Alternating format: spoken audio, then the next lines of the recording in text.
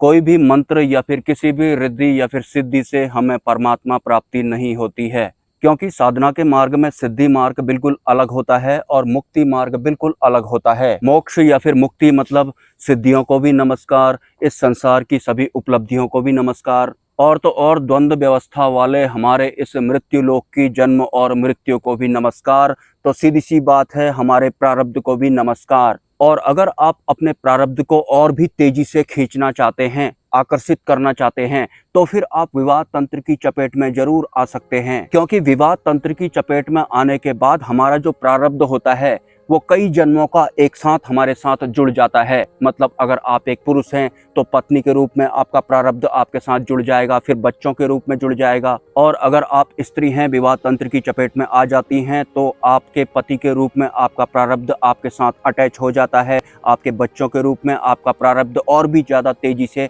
आपके साथ अटैच हो जाता है।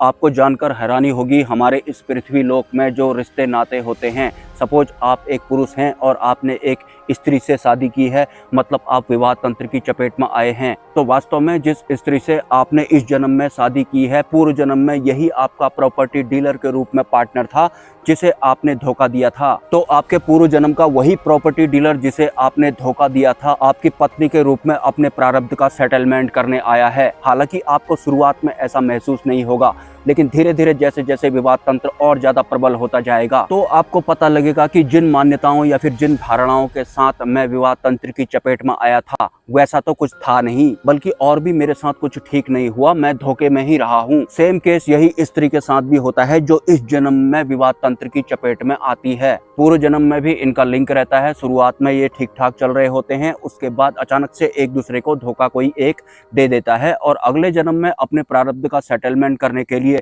ये विवाह तंत्र की चपेट में आ जाते हैं। हालांकि ऐसा भी नहीं होता कि सभी लोग जो इस पृथ्वी लोक में विवाह तंत्र की चपेट में आते हैं उन सबके साथ ही धोखा होता है, लेकिन वास्तव में जो फीलिंग आपकी विवाह तंत्र की चपेट में आने से पहले थी या फिर इस दुनिया में आते वक्त जो फीलिंग आपकी हुआ करती थी, वो फीलिंग धीरे धीरे धूमिल होने लगती है, मतलब मिटने लगती है। इसलिए भी जो ग्रंथ हैं उसमें लिखा गया है, इस संसार का कोई भी रिश्ता टिकाऊ नहीं है, एक न एक दिन हर रिश्ते का खात्मा निश्चित है। और वास्तव में ऐसा होता भी है। बचपन में जहां हम एक छोटी सी नई पेंसिल को देखकर बहुत ज्यादा खुश हो जाया करते थे, वही नई पेंसिल अगर आज हमें दे दी जाए तो हमें ऐसा लगेगा ये तो एक यूजलेस चीज है, हमारे साथ ये किस तरह का मजाक किया जा रहा है। तो ना तो हमारे साथ बचपन वाली हमारी फीलिंग रहती है और ना ही बचपन वाला वो शरीर हमारे साथ रहता है, और ना ही जिन धारणाओं के साथ या फिर जिन मान्यताओं के साथ हम अपने माता पिता को या फिर किसी अन्य रिश्ते को मानते आए थे, वो भी पहले जैसे नहीं रहते हैं। समय समय के हिसाब से वो सब बदलते रहते हैं, क्योंकि हम इंसानों के ये जितने भी रिश्ते होते हैं ये प्रारब्ध के अनुरूप ही हमारे साथ खपे होते हैं।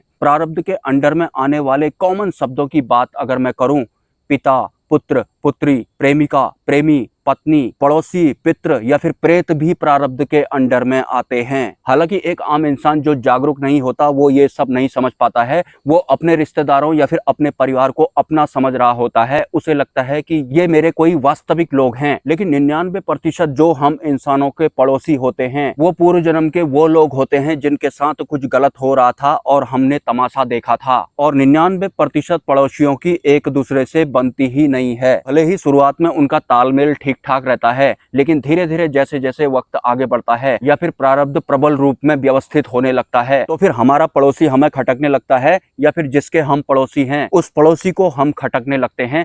मतलब एक दूसरे को हम पसंद नहीं करते हैं। अगर कोई इंसान जानबूझकर विवाह तंत्र की चपेट में नहीं आता है तो उसे परेशानियां तो बहुत ज्यादा झेलनी पड़ती हैं, लेकिन अंतरिम जागृति में उसके साथ बाधाएं कम उत्पन्न होती हैं। एक सांसारिक इंसान अगर अपनी अंतरिम जागृति करना चाहे तो यही परिवार वाले या फिर यही पड़ोस वाले या फिर यही पिता लोग या फिर यही पुत्री लोग या फिर प्रेमी प्रेमिका पड़ोसी लोग उसके लिए अड़चने पैदा करने लगते हैं। और ये घर घर की कहानी होती है। आपने भी बहुत सारे वीडियोज में देखा होगा कि कहीं स्त्री बोल रही होती है मैं पूजा करना चाहती हूँ लेकिन मेरे पति को बिल्कुल भी पसंद नहीं आता है, वो शराब पी करके दिया फेंक देते हैं। या फिर अगर कोई पुरुष मंत्र साधना करना चाहता है, ध्यान साधना करना चाहता है, तो उसके रक्त बीज उसके बच्चे चिल्ला रहे होते हैं और वास्तव में ये जो बच्चे होते हैं, जिसे कि इंसान समझ रहा होता है कि ये हमारे बच्चे हैं, मतलब हमने इनको पैदा किया है, तो एक सांसारिक इंसान या फिर वो इंसान जो विवाद तंत्र की चपेट में आ गया है, ये उसका सबसे बड़ा भ्रम होता है कि ये हमारे बच्चे हैं क्योंकि इनको हमने पैदा किया है। जबकि वास्तव में बच्चों ने इस संसार में जन्म लेने के लिए इंसानों को चुना होता है, माता पिता को चुना होता है। हालांकि जैसे ही एक इंसान शरीर के रूप में जन्म ले लेता है तो वो अपना पूर्व जन्म भूल जाता है, लेकिन इस जन्म में आने से पहले उसे साफ साफ पता होता है कि मैं कहां पर जन्म लेने वाला हूं, या फिर क्यों मुझे इस परिवार में जन्म लेना चाहिए, या फिर क्यों मुझे इस पड़ोसी के बगल में जन्म लेना चाहिए, या फिर क्यों मेरी इससे शादी होनी चाहिए, या फिर क्यों यही लोग मेरे माता पिता होने चाहिए। जन्म लेने से पहले उसे पूर्ण रूप से इसका ज्ञान होता है, क्योंकि जो भी इस जन्म से पहले हमारा जीवन रहा होता है, हम पूर्व जन्म के अपने उन पड़ोसियों को, रिश्तेदारों को, चाहने वालों को या फिर दुश्मनों को बिल्कुल भी नहीं भूलते हैं। एक सांसारिक इंसान जो इसी संसार में खाना पीना चाहता है, ऐश करना चाहता है, मैं उस तरह के लोगों की बात कर रहा हूँ, तो जब उसकी मृत्यु हो जाती है तो उसे पता होता है कि ये मेरे माता पिता हैं, ये मेरे पड़ोसी हैं, या फिर ये मेरा दुश्मन है, तो उसी के अकॉर्डिंग वो उन्हीं के आसपास जन्म लेता है। और 95% जो हमारे पड़ोसी होते हैं वो लोग होते हैं जिनके साथ हमने कुछ अच्छा नहीं किया होता है, तो बदले की भावना के साथ वो लोग जन्म लेते हैं कि जैसा इसने मेरे साथ किया था, अब मैं इस जन्म में इसके साथ ऐसा करूंगा। हालांकि उस पड़ोसी को भी ये ज्ञान नहीं होता है कि वो किस वजह से इस दुनिया में आया हुआ है, लेकिन पूर्व जन्म में उसका मनोभाव कुछ ऐसा ही होता है। तो धीरे धीरे आपने देखा होगा कि कुछ कुछ जो पड़ोसी होते हैं वो अपने ही पड़ोसी को दबाने लगते हैं, या फिर उससे बहुत ज्यादा आगे निकल जाते हैं, अमीर बन जाते हैं, या फिर बहुत ज्यादा गरीब बन जाते हैं। ये सब प्रारब्ध का खेल होता है। इस प्रारब्ध के खेल को कोई भी इंसान बहुत ही सिंपली समझ जाएगा। जैसे कि मैं हूं, मेरा एक सपना है कि मैं इस जन्म में एक हाथी बनाऊंगा जो चलता ही नहीं होगा, वो उड़ता भी होगा। मैं थोड़ा अलग हिसाब का इंसान हूं, तो मेरे सपने भी कुछ अलग ही हिसाब के होते हैं, लेकिन एक उड़ने वाला हाथी मैं नहीं बना पाया। उससे पहले ही मैं यहाँ से लुढ़क कर मेरी मृत्यु हो जाती है। और मुझे उड़ने वाला हाथी बनाने के बारे में इस पेड़ बाबा ने ज्ञान दिया था, लेकिन मेरी अकस्मात मृत्यु हो जाती है। तो उसके बाद दोबारा से मैं इसी एरिया के आसपास जन्म लेने वाला हूँ, जहां पर ये पेड़ बाबा होंगे या फिर कोई अन्य दिव्य पेड़ बाबा होंगे।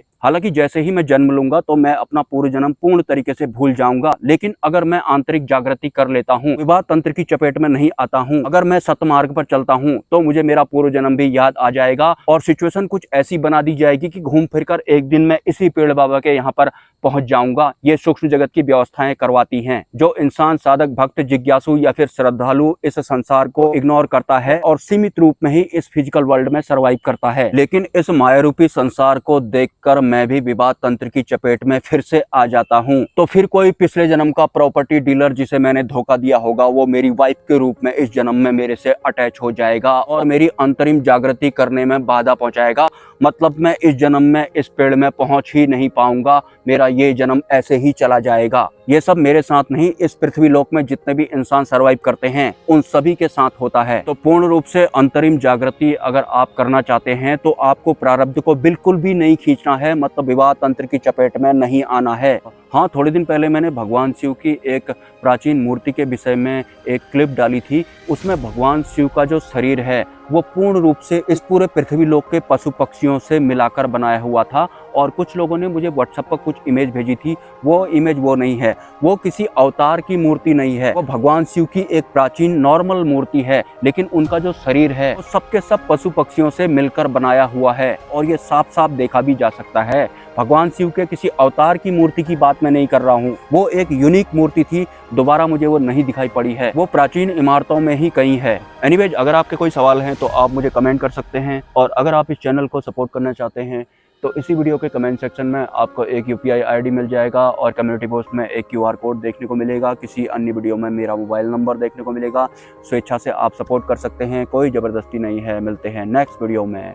ब्रह्मा, विष्णु, महेश, जय मां पराशक्ति।